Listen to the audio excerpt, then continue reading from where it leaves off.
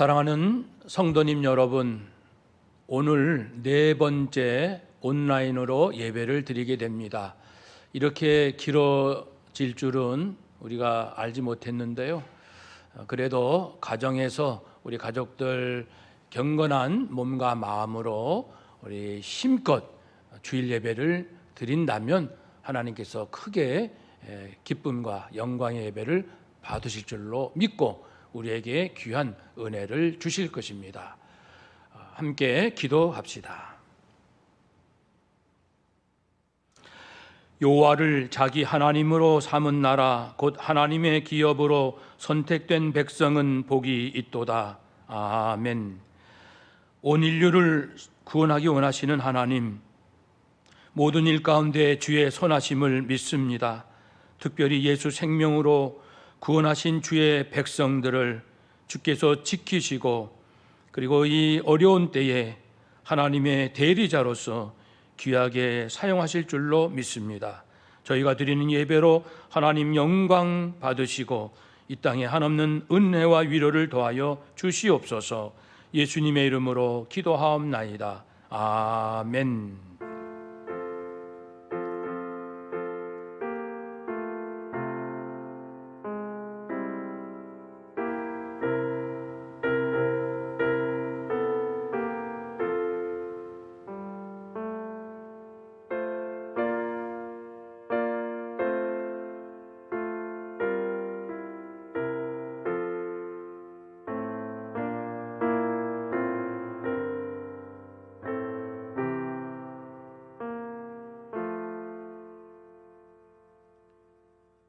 다 같이 새 사도신경으로 우리의 신앙을 고백합시다. 나는 전능하신 아버지 하나님 천지의 창조주를 믿습니다. 나는 그의 유일하신 아들 우리 주 예수 그리스도를 믿습니다. 그는 성령으로 잉태되어 동정녀 마리아에게서 나시고 본디오 빌라도에게 고난을 받아 십자가에 못 박혀 죽으시고 장사된 지 사흘 만에 죽은 자 가운데서 다시 살아나셨으며 하늘에 오르시어 전능하신 아버지 하나님 우편에 앉아 계시다가 거기로부터 살아있는 자와 죽은 자를 심판하러 오십니다. 나는 성령을 믿으며 거룩한 공교회와 성도의 교제와 죄를 용서받는 것과 몸의 부활과 영생을 믿습니다. 아멘. 다 같이 찬송 429장 하나 앞에 찬양을 드립시다.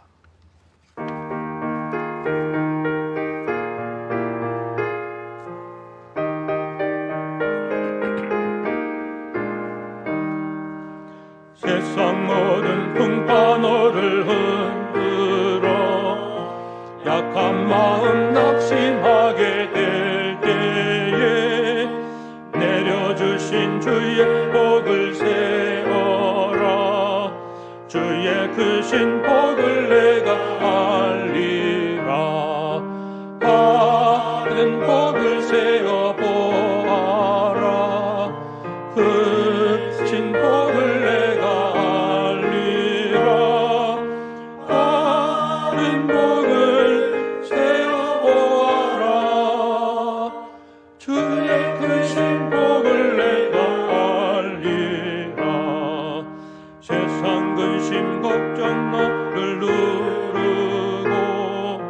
십자가를 등에 지고 나갈 때 주가 내게 주신 복을 세어라. 두려움 없이 항상 찬송하리라. 받은 복을 세어 보아라. 크신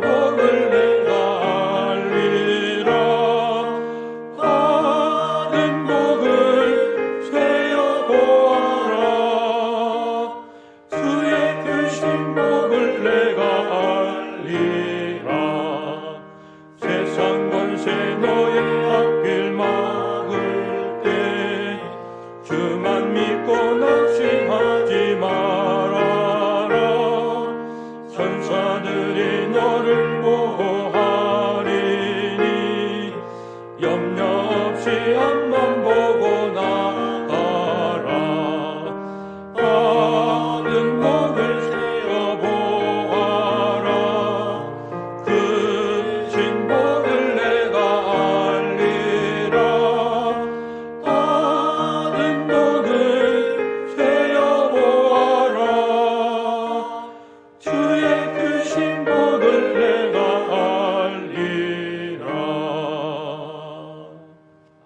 아멘.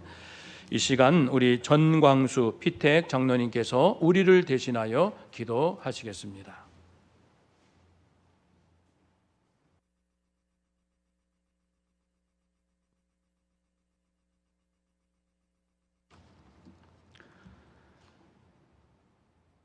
거룩하신 하나님 아버지, 주님께서 허락하신 복된 주일입니다.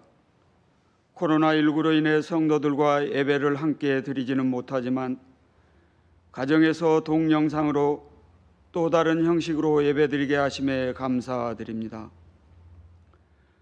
사랑의 하나님 아버지, 코로나19로 인해 우리들의 일상이 너무나 많이 바뀌었습니다. 경제활동은 위축되고 사회적 거리두기로 모임은 취소되고 학교는 개학이 4월로 연기되었습니다. 이러한 상황에서 주님께서 우리에게 주시는 메시지가 무엇인지 듣고자 합니다. 평범한 일상의 소중함을 알게 하시어 학생들은 학교에서, 직장인은 일터에서, 성도들은 교회에서 공부하고 일하고 예배드리는 그 평범했던 일상들이 주님께서 우리에게 주시는 가장 큰 축복임을 깨닫게 하심에 감사합니다. 코로나 팬데믹 선언으로 세계 각국들은 입국을 제한하고 집회와 모임들을 통제하며 바이러스 전파를 막는 데 총력을 다하고 있습니다. 마스크 없는 일상은 생각할 수 없는 세상이 되었습니다. 지나친 외국 여행과 일방적인 주장만을 내세우는 집단 이기주의에 대한 경종과 많은 말로 상처 주고 댓글과 거짓 뉴스를 여과 없이 전했던 우리들에게 조금은 침묵하라는 주님의 명령 앞에서 말과 행동을 절제하며 살아가는 신실한 성도들이 되게 하옵소서. 권능의 하나님 아버지, 세계 최강국 미국도 이 무서운 질병에 무기력하게 무너져 지난 15일을 국가 기도의 날로 정해 하나님 앞에 기도하였습니다. 믿음의 성도들이 하나님께 겸손히 회개하며 감사함으로 기도할 때 우리의 피난처요 요새이신 하나님께서 우리나라와 온 세계에 긍휼을 베풀어 코로나19에서 건져 주실 것을 믿습니다.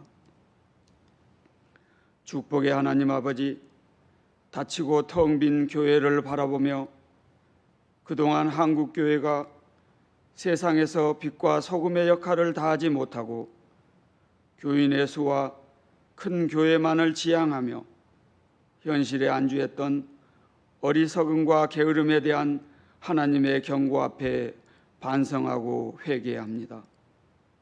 다시금 교회가 어린 학생들의 활기찬 발소리와 청년들의 열정과 성도들의 따뜻함으로 채워지길 간구하며 고통받는 이들과 수고하는 모든 이들에게 위로와 힘을 주시는 예수님의 이름으로 기도드립니다. 아멘.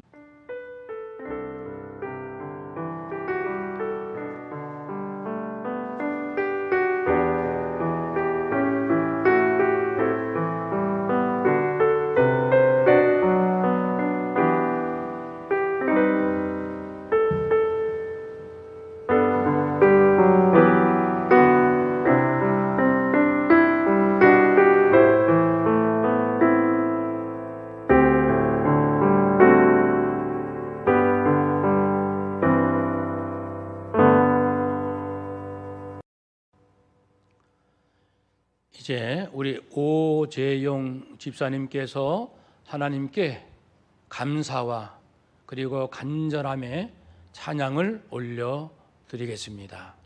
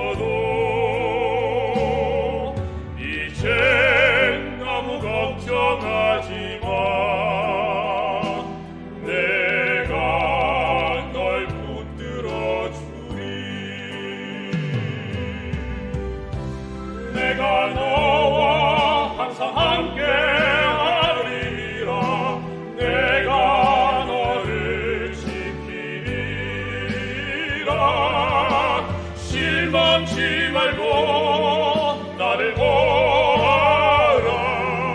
나는 너의 하나님이라.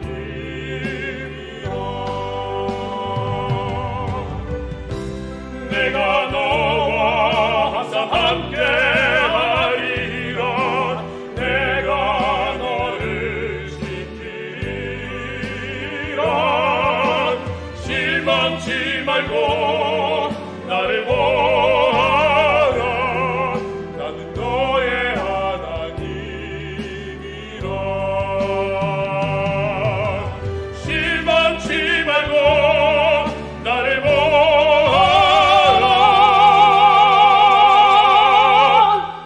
나는 너의 하나님이라.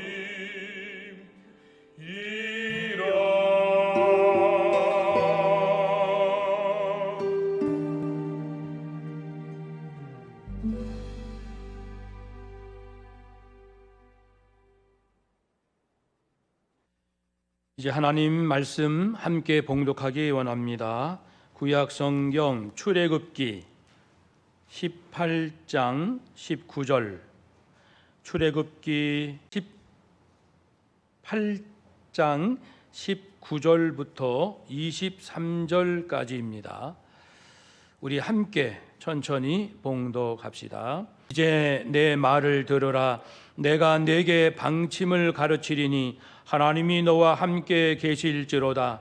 너는 하나님 앞에서 그 백성을 위하여 그 사건들을 하나님께 가져오며 그들에게 율례와 법도를 가르쳐서 마땅히 갈 길과 할 일을 그들에게 보이고, 너는 또 온 백성 가운데서 능력 있는 사람들 곧 하나님을 두려워하며 진실하며 불의한 이익을 미워하는 자를 살펴서 백성 위에 세워 천부장과 백부장과 50부장과 10부장을 삼아 그들이 때를 따라 백성을 재판하게 하라. 큰 일은 모두 내게 가져갈 것이요 작은 일은 모두 그들이 스스로 재판할 것이니 그리하면 그들이 너와 함께 담당할 것인즉 일이 내게 쉬우리라. 내가 만일 이 일을 하고 하나님께서도 내게 허락하시면 내가 이 일을 감당하고 이 모든 백성도 자기 곳으로 평안히 가리라. 아멘. 사랑하는 성도님 여러분, 지난 한 주간 어떻게 지내셨는지요? 주님의 위로하심이 우리 성도와 온 국민들 위해 함께 하시기를 빕니다. 지금 코로나19 국내 1호 확진자가 나온 지 2달이 지났습니다. 확진자가 8,000명을 넘었고 사망자도 100명을 돌파했습니다. 지역사회 감염이 곳곳에서 여전히 진행되고 있기에 코로나19 종식을 기약하기에는 아직 이른 것 같습니다. 또한 전 세계적인 유행도 진행 중입니다. 지난 2달의 시간을 보내면서 과연 우리는 무엇을 겪었을까요? 먼저는 감염병으로 인한 고통입니다. 환자, 자가격리자, 가족, 의료진, 봉사자, 그 외에 많은 분들이 큰 어려움을 겪었습니다. 지역 감염 우려로 우리 모두가 조심하고 있습니다. 이탈리아 경우에는 치명률이 무려 8.6%고 우리나라는 1.2%입니다. 두 번째로는 심리적인 불안을 겪었습니다.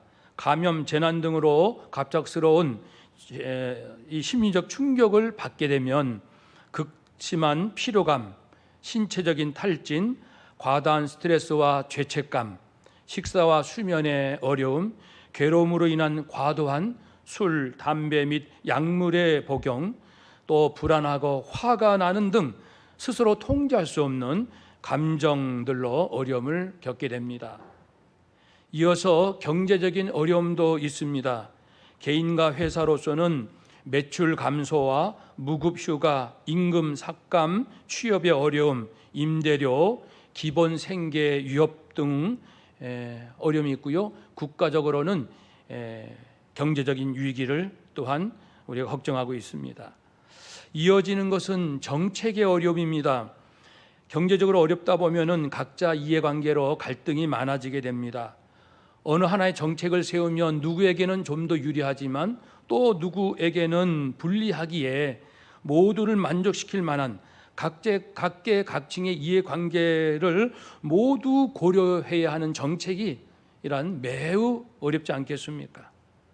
이어서 전 세계적인 연관성에 대한 이해가 많아졌습니다. 지금 상황 보면은 한 나라만 잘 된다고 해서 안전한 것이 아니고 서로 영향을 주고받기 때문에 모든 나라가 합력해야 전 지구가 생존할 수 있다는 것도 깨닫게 되었습니다. 이어서 이런 큰 고통과 어려움이 지속되면은 어떤 일에 도착하게 되냐면 인생에 대한 철학적인 고민을 하게 됩니다. 과연 인생이 뭔가? 왜 사는 것일까? 후회하지 않는 삶이란 무엇일까? 지구에 사는 모든 인생들은 결국 무엇을 얻자고 살아가고 있을까라는 질문을 하게 되겠죠. 마지막은 영적인 질문을 합니다. 하나님이시라면 이 모든 상황을 분명히 이미 다 알고 앞으로 진행될 것도 이미 알고 계실 텐데, 하나님은 분명히 선하신데 인간을 구원하시는 것이 섭리의 목적이라면 이 일을 통해서 하나님은 어떤 일을 하고 계시는 걸까? 성도라면 이런 상황에서 어떤 생각과 어떤 행동을 해야 될까라는 이 신앙적 영적인 질문을 하게 됩니다. 이처럼 우리는 지난 2달이라는 매우 짧은 기간 동안에 정말 많은 아픔과 고민들의 시간들을 보내왔습니다. 이제 우리는 우리 상황과 매우 유사할 수 있는 오늘의 본문을 통하여 하나님께서 주시는 영감을 얻고자 합니다. 본문의 배경은 이렇습니다. 이스라엘 백성이 요셉이 애굽 총리로 있을 때는 비옥한 곳에서 비교적 안락하고 보호받는 삶을 살았습니다. 그러나 갑자기 상황이 반전이 되어서 요셉이 죽은 이후에 많은 애굽의 왕들 거쳐가면서 점차 이스라엘 백성들은 노예로 전락하고 맙니다. 무려 430년의 시간이 흐릅니다. 그러나 하나님께서는 모세를 지도자로 세우셔서 출애굽, 고통당하는 백성들을 이제 해방시키십니다. 유월절 사건이 바로 그러합니다. 유월절 사건은 시기적으로는 태양력으로 3, 4월입니다. 그런데 금년으로 보면은 고난주간이 4월 첫 주간이니까 4월 첫 주간이라고 생각해 볼 수 있겠습니다. 이스라엘 백성들이 4월 첫 주간 유월절 사건을 겪으면서 출애굽을 하고요. 그리고 5월, 6월 초까지 2달 동안의 광야 생활을 겪으면서 오늘 본문에 도착하게 됩니다. 그러면 이스라엘 백성들이 출애굽한 후에 오늘 본문에 이르기까지 2달 동안 과연 어떤 일을 겪었을까요? 첫 번째는 진퇴양난의 일입니다. 출애굽했지만 이제 홍해 바다가 앞을 가로막고 뒤에 추격하는 애굽 군대에 갇혀서 이러지도 저러지도 못하는 위기에 빠져 있었습니다. 그러나 하나님께서는 극적으로 홍해 바다가 갈라지는 기적을 행하셨지요. 그래서 그 위기를 넘기고 이후 수르 광야, 즉 광야 시대를 시작하게 됩니다. 두 번째 겪는 어려움은 생존 위협입니다. 수르 광야 딱 들어서니까 마실 물, 먹을 양식, 변덕스러운 기온을 이겨낼 대책, 이런 모든 것이 아무것도 준비되어 있지 않습니다. 그러나 하나님은 뜻밖에도 쓴물을 단물로 바꾸시고 마실 수 있는 물을 주시고 반석에서 물을 내셨고 하늘에서 만나와 메추라기로 먹을 것을 주셨습니다. 그렇지만 세 번째의 어려움은 뭡니까? 하루하루의 삶에 대한 예측 불허입니다. 이 고난이 언제 끝날지, 우리가 지금 어디로 가고 있는지, 고령의 어른들로부터 영유아 어린 아이들까지의 건강이 어떻게 될지 한치 앞을 알 수 없는, 말 그대로 전시 상태와 같은 예측 불허를 맞닥뜨리게 됩니다. 그러나 하나님은 놀랍게도 낮에는 구름 기둥으로 밤에는 불 기둥으로 그들에게 비추어서 진행하게 하십니다. 네 번째 겪는 고통은 문화 충격입니다. 2달 전까지만 해도 별일 없이 일상생활을 늘 잘해, 물론 노예 생활이지만 최소한의 자유는 있었거든요. 먹을 수 있었습니다. 가족과 함께 살았습니다. 이러한 일상의 삶이 2달 동안 완전히 바뀌게 되었습니다.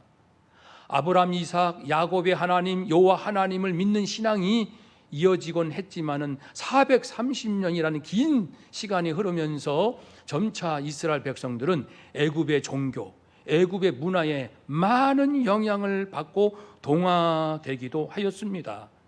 그런데 이제 광야로 나와 보니까 문화 충격입니다. 한 번도 경험해 보지 못한 광야라는 환경, 생활의 여러 불편함들, 흔들리기 시작하는 사람들 간의 생활 질서, 미래를 대략이라도 예측할 수 없는 극도의 혼란과 불안, 백성들 간의 이해관계로 인한 갈등들, 이런 문화 충격으로 인해서 200만 명이나 되는 백성들이 한마디로 아우성입니다.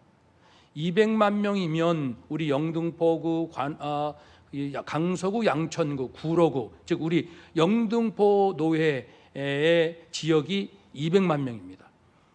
그리고 충청남도 인구수입니다. 대구의 인구는 250만입니다. 그러니까 지금 이 대구 인구 정도가 광야로 갑자기 나왔기 때문에 모든 삶에 있어서 충격을 받습니다.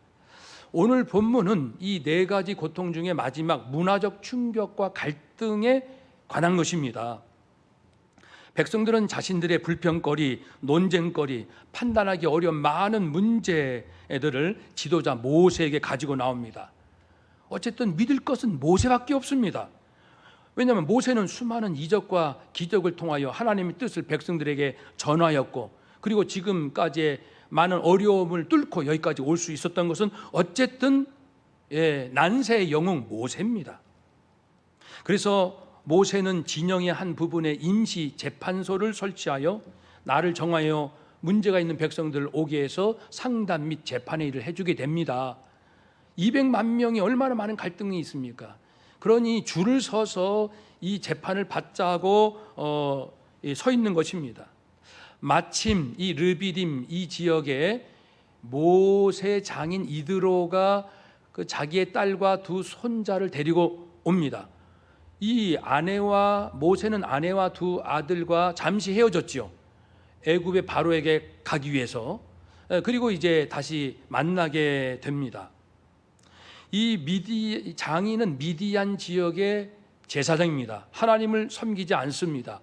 이방신, 범신을 섬기지만 모세가 지난 40년 동안 미디안 지역에 있었기 때문에 하나님 여호와의 신앙을 어느 정도 또 나눌 수도 있었을 것으로 추정할 수 있습니다. 어쨌든 이 이드로 장인은 모세가 출애굽하고 백성들을 이끌고 어디에 와 있더라라는 소식을 듣고 축하하기 위해서 또 가족을 만나는 기쁨을 얻기 위하여 왔던 것으로 보입니다. 그래서 모세는 장인을 만나서 지난 2달 동안에 숨가쁘게, 그리고 믿기 어려울 정도로 영화 같은 일이 어떤 일이 있었는지를 간증합니다. 이러이러한 일들이 있었는데 극적으로 하나님께서 그때마다 해결해 주시고 위기를 모면하여 여기까지 왔습니다. 이런 얘기를 들은 장인 이드로 그 미디안의 제사장은 자기가 지금까지 들었던 많은 신들 중에 이런 신의 이야기는 처음 듣는 거예요. 그래서 여호와 하나님, 이스라엘 민족의 하나님이야말로 참 신인 것을 깨닫고 거기서 하나님을 영접하고 하나님의 자녀로서 거듭나게 됩니다. 이제 이드로가 10절에서 이렇게 고백합니다. 여호와를 찬송하리로다. 너희를 애굽 사람의 손에서와 바로의 손에서 건져내시고 백성을 애굽 사람의 손 아래에서 건지셨도다. 이제 내가 알았도다. 여호와는 모든 신보다 크심으로 이스라엘에게 교만하게 행하는 그들을 이기셨도다. 이렇게 하나님을 찬양하게 됩니다. 이튿날, 이제 그 다음 날입니다. 이튿날은 전에도 그랬듯이 모세가 재판하는 날입니다. 백성들이 줄을 서 있습니다. 모세는 아침부터 저녁까지 쉴 틈 없이 이 문제를 풀어갑니다. 지칠 대로 지쳤습니다. 이 모습을 옆에서 지켜본 장인이 조언을 합니다. 이렇게 했다가는 해결될 것도 아니고 모세도 쓰러지고 만나는 것이죠. 그래서 행정 조직을 제안합니다. 내가 조언할 테니까 이것을 하나님께 가서 묻고 하나님의 허락이 떨어지면 한번 실행해 보라는 뜻이죠. 이드로가 제안한 내용은 이런 것입니다. 마치 군대 조직처럼 분대, 소대, 중대, 대대처럼 10명, 50명, 100명, 1000명의 조직을 만들고 각 지도자를 세우시오. 지도자의 자격은 세 가지인데 하나님을 두려워할 줄 아는 사람, 진실한 사람, 불의한 이익을 탐하지 않는 사람, 이 세 가지에 이러한 자격을 제시했을까요? 생각해 봅시다. 극도로 위기와 어려움의 때에는 지도자가 중요한데 만일 지도자가 하나님을 두려워하지 않고 악한 일을 서슴없이 저지른다면, 만일 지도자가 진실하지 않고 입만 열면 거짓말한다면, 만일 지도자가 불의한 이익을 탐하여 분별력이 흐려져 사사로이 판단한다면 이 위기와 어려움을 어떻게 극복하겠습니까? 그 공동체는 무너지고 말 것입니다. 그래서 지도자가 중요합니다. 위기 때는 지도자가 중요합니다. 그리고 이드로는 또한 제안하기를 백성들이 가지고 오는 문제를 둘로 분류하라는 겁니다. 먼저 모세가 이전에 선례로 내렸던 판단의 기준대로 행할 수 있는 작은 문제들은 각 지도자들이 할 것이고, 정말 중대하고 어려운 문제는 모세가 직접 담당하고 해서 문제를 분류하라고 조언했습니다. 24절을 보면은 모세는 그 제안을 받아들입니다. 200만 명의 지도자여 난세의 영웅 모세지만 겸손하게 이제 각 하나님을 영접한 초신자입니다. 이 초신자 장인의 이야기를 경청해요. 혼란의 때에는 전문가 집단의 제대로 된 정보와 지식이 중요하지요. 깨어있는 사람의 이 지혜가 필요한 것 같습니다. 그리고 내 자존심을 내려놓고 겸손함으로 이를 잘 경청하는 것이 중요합니다. 그래서 모세는 장인의 조언을 듣고 그리고 그 내용을 하나님께 여쭤보고, 아 맞다, 하나님께서 이것을 허락하신다는 것을 깨닫고 결단하고 조직하고 지도자를 세우고 문제들을 분류합니다. 그래서 19절 20절 말씀처럼 하나님께로 가져가서 하나님께 기도하고 묻고, 하나님께서 주시는 감동, 종교에 관련된 율례, 일반 생활에 관련된 법도를 백성들에게 알려줍니다. 이 경우는 이렇게 하시오, 이것은 이게 옳은 것 같습니다. 말씀을 전합니다. 즉 마땅히 갈 길과 할 일에 대해서 제시해 줍니다. 그 결과는 무엇입니까? 23절의 말씀처럼 백성들이 각자 평안히 자기의 갈 길로 간다고 했습니다. 문제가 해결됐다. 공동체가 평안을 회복하게 되었다라는 것입니다. 모세도 훨씬 지치지 않게 되었습니다. 중요한 것은 공동체의 평안과 질서를 세우는 기준입니다. 지금처럼 어려운 때에는 백성들은 여러 상황에서 여러 가지로 서로 갈등합니다. 지도자들은 더욱 기도하고 더욱 하나님의 뜻을 찾고 깨닫는 일, 이것이 중요합니다. 예수 그리스도는 길이요 진리로 이 땅에 이미 오셨습니다. 예수 그리스도를 믿는 모든 성도는 빛이요 세상의 빛이요 소금의 역할을 감당해야 합니다. 믿는 사람들은 왕적, 제사장적, 선지자적 거룩한 임무를 수행해야 되지 않겠습니까? 진리신 하나님과 예수님의 말씀이 담긴 성경 66권을 깊이 묵상해야 합니다. 그리고 깊은 기도를 해야 합니다.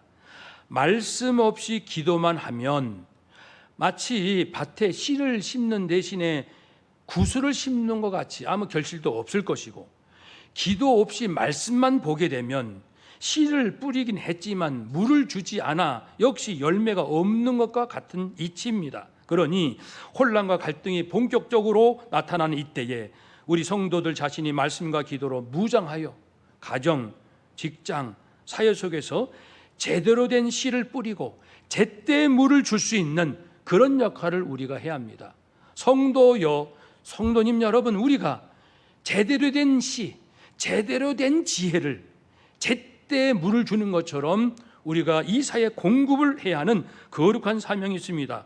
그러기 위해서 내 생각과 탐욕 중심에서 하나님의 말씀과 십자가 사랑의 중심으로 중심을 이동해야 합니다. 내가 속한 집단 이해관계가 아니고요, 하나님의 말씀과 십자가 사랑의 중심으로 내 중심을 이동해야 합니다. 그리고 실천합시다. 그러면 틀림없이 우리의 사회는 따뜻하고 서로 격려하고 사랑하고 헌신함으로써 전 세계가 깜짝 놀랄 만큼 이 고난을 잘 극복하게 될 것입니다. 기억합시다. 하나님만이 대한민국과 전 세계가 살 길을 가장 잘 아십니다. 하나님이 가장 잘 아신다고요. 사랑하는 여러분, 지금은 사순절 기간입니다. 매일 전교인 카톡방에 올려드리는 사순절 묵상의 내용을 통하여 참으로 하나님의 위로와 지혜와 용기를 얻읍시다. 예수 그리스도의 마음을 잘 이해합시다.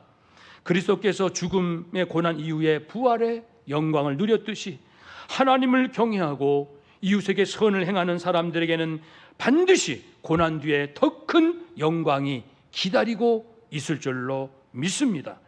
비록 진퇴양난, 생존 위협, 예측 불허, 문화 충격, 그 어떤 고난이 온다 할지라도 하나님의 도우심으로 우리는 반드시 이겨낼 것입니다. 우리가 마땅히 갈 길과 할 일을 하게 될 것입니다. 이스라엘 백성들처럼 말입니다.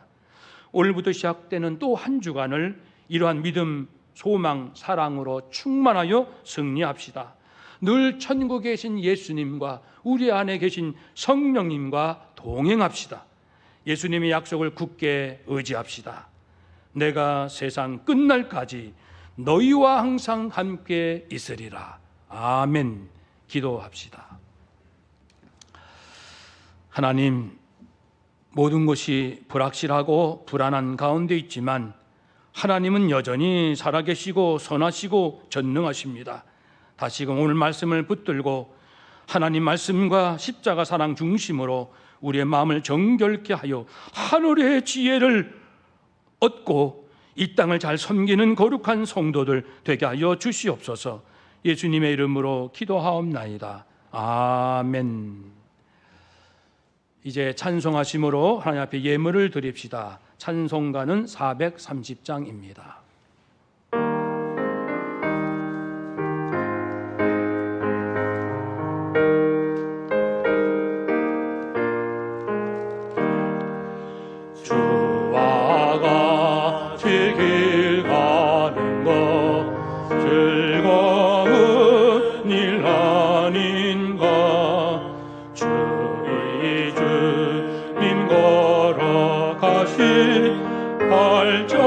발자취를 밟겠네.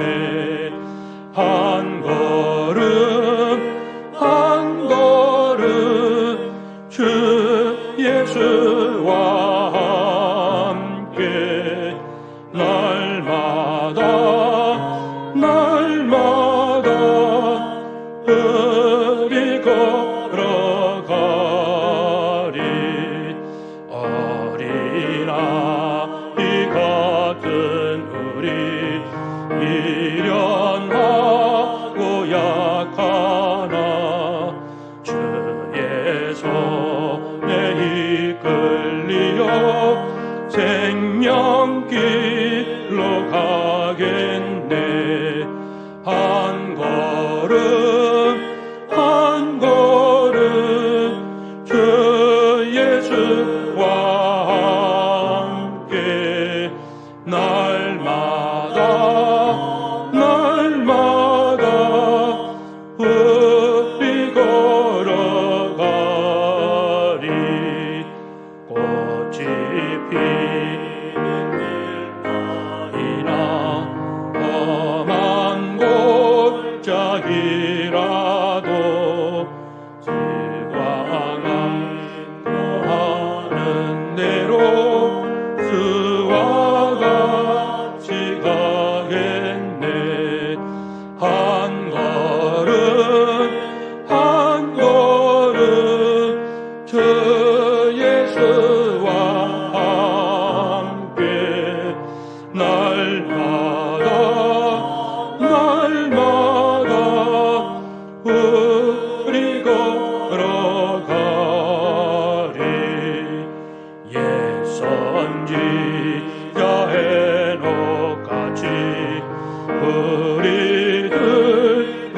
천국에 들려 올라갈 때까지 그와 같이 걷겠네. 한 걸음 한 걸음 예수와 함께 날마다 우리 걸어가리.